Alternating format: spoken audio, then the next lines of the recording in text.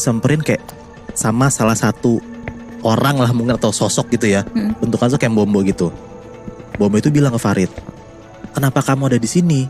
Ini bukan dunia kamu. Kamu kok bisa masuk ke sini? Ya Farid di situ juga bingung banget karena pas dia keluar tenda udah berubah kan, tempatnya berubah, situasinya berubah dari malam tiba-tiba siang. Akhirnya dibilang ke Bombo itu kayak dia juga nggak ngerti kenapa dia tiba-tiba ada di situ gitu. Terus pas dia lagi ngobrol sama si Bombo ini, dia nengok kanan kiri. Pas dia nengok ke depan lagi ke arah Bombo itu hilang. Hilang gitu aja gitu Nah, akhirnya si Farid ini coba ngeberanin diri dan dia tuh coba ngiterin si pasar itu, coba jalan gitu buat ngecek ada apa gitu kan. Pas di situ, di pasar itu tuh, Farid tuh kaget banget karena dia ngelihat barang dagangan yang jual di sana tuh aneh-aneh.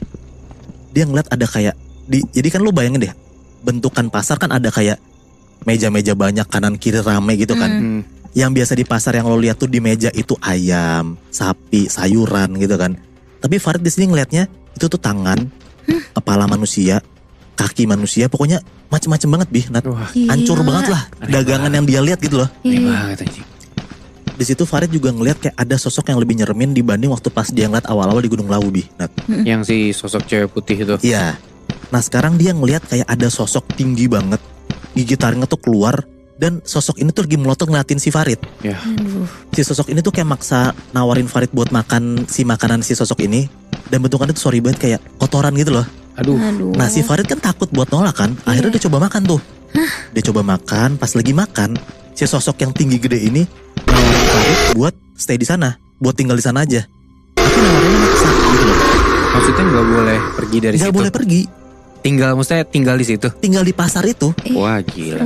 Karena Farid udah takut banget, akhirnya tuh dia coba lari dan coba buat ngejauhin si pasar itu. Nah pas si Farid lagi lari nih, lagi mau ngejauhin si pasar ini, tiba-tiba tuh dari kayak kejauhan itu dia dengar ada suara kayak burung jalak gading gitu loh. Nah gue gak tahu kenapa tiba-tiba si Farid tuh ngerasa dia tuh harus ngikutin si sumber suara itu, si suara burung ini. Beruntung banget lah pas dia lagi lari ke arah si sumber suara itu, Farid tuh ketemu kayak dalam tanda kutip ya, sosok makhluk halus yang baik. Nah sosok makhluk halus ini bentukannya kayak cewek baju putih yang persis banget dia lihat waktu pas awal-awal. Nah si sosok ini langsung nyamperin si Farid dan dia bilang lah kalau dia itu mau ngembaliin Farid ke dunia nyata. Si Farid langsung ngiyain tuh omongan si sosok ini karena dia mikir daripada gue nyangkut di pasar ini mending gue ngikutin si omongan si sosok ini kan.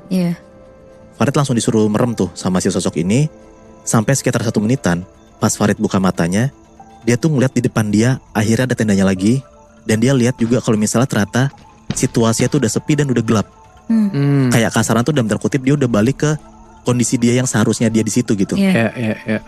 Farid langsung tuh buru-buru masuk ke tenda. Dan pas dia masuk tenda dia ngeliat ada teman-temannya, tapi teman-temannya lagi tidur. Kayak teman-temannya tuh gak ngerasa ada yang aneh gitu loh. Baik-baik aja, cuma Farid doang ngerasa kayak gitu. Nah tiba-tiba mungkin karena emang ada situasi yang kayak gitu dan dia habis makan makanan yang aneh, si Farid tuh langsung kayak ngerasa mual dan kayak pengen muntah-muntah gitu lebih. Nah karena di situ Farid juga ngerasa gak enak dan dia harus tidur. Akhirnya tuh dia langsung minum air putih dan dia coba minum obat-obatan yang dia bawa tuh dari kotanya dia. Yaudahlah akhirnya si Farid bisa tidur. Dan paginya pas Farid sama teman-temannya bangun, mereka tuh langsung lanjut lagi tuh ngedaki. Dan akhirnya singkat cerita Farid udah beres tuh ngedaki dan dia udah turun ke arah pendakian pulangnya itu.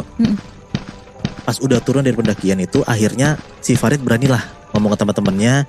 Dia cerita ke teman-temannya kalau misalnya selama di gunung itu dia tuh masuk ke satu tempat aneh yang mungkin tuh biasa disebut pasar setan.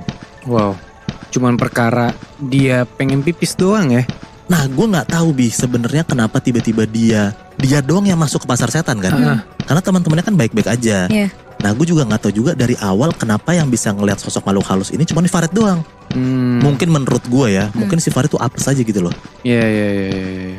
Kayaknya yang tadinya kita pikir makhluk halus yang jahat tuh si cewek, sosok cewek berbaju putih, ternyata enggak ya? Iya, ternyata dia yang dia baik. kayaknya penyelamat ya kayaknya ya.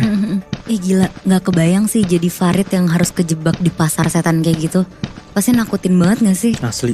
Apalagi tadi lo bilang kan Moy, dia tuh sempat ditawarin sosok kayak kotoran gitu ya. Iya, dia tuh harus makan kotoran itu gitu loh. Iya, sampai dia kayak mual terus pengen muntah-muntah kan. Itu kayak gejala asam lambung gak sih? Nah gue aja ya punya asam lambung. Gue tuh berusaha mungkin ngejaga makanan gue. Kayak gak mau makan yang berlemak, berminyak, apalagi yang bersantan.